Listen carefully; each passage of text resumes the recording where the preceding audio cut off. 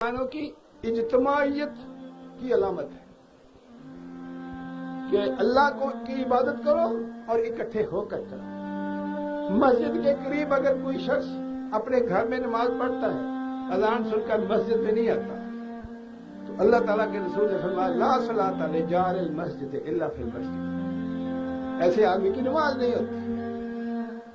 یعنی اسلام جو ہے اس کا فلسفہ یہ ہے کہ عبادت اللہ کی ہو اور سب مسلمان زیادہ سے زیادہ مل کر کریں۔ اگر ایک شخص گھر میں نماز پڑھتا ہے تو اس کی نماز اور مسجد میں جماعت کی نماز میں 25 درجوں کا فرق ہے۔ تو یہ اجتماعیت کی برکت ہے۔ مدینہ منورہ میں ہم جائیں تو 1,00,000 نماز کا 10,000 نماز کا ثواب ملتا ہے، اور اگر مکے میں جائیں تو وہ سب سے بڑی مسجد ہے، وہاں 1,00,000 نماز کا ثواب ملتا ہے۔ تو گویا کہ یہ اجتماع ہی کی برکت ہے،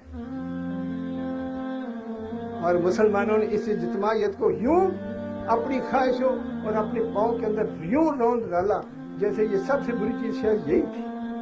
اللہ تعالی ہمیں ہدایت دے۔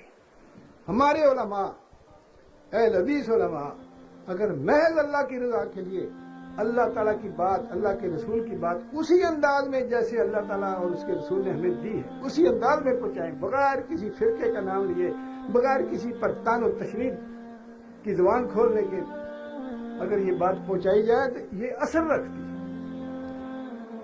میں نے اسمبلی میں کھڑے ہو کر تقریریں کی ہیں اور کتاب و سنت کی بات کی ہے، پڑھے لکھے لوگوں نے سب نے اس کو پسند کیا۔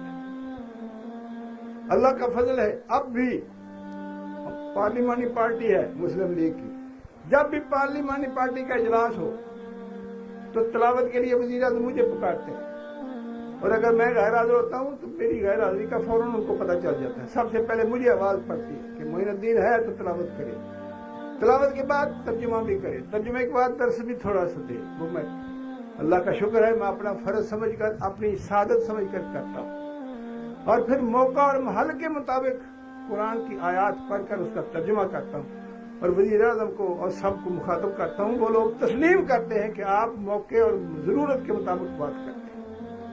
اللہ تعالیٰ کا فضل ہے۔ رات آپ نے وزیر اعظم کی تقریر سنی تو اس میں کوئی شائبہ تک نہیں تھا غیر اللہ کا۔ ایاک نعبد و ایاک نستعین آیت پڑھ کر وزیر اعظم نے اس کا ترجمہ کیا۔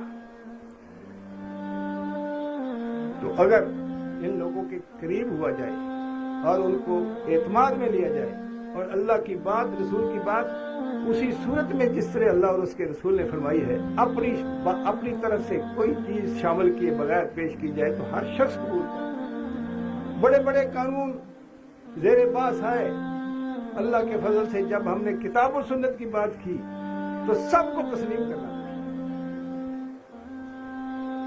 اللہ تعالیٰ ہمیں ان باتوں کی سمجھ دے۔ یہ مسجدیں یہ اسی لیے ہے کہ سارے اللہ کو ماننے والے، رسول کو ماننے والے ایک ساتھ ہو کر اللہ تعالیٰ کے سامنے جھکیں۔ سبحان اللہ۔ اور یہ بڑی بابرکت جگہ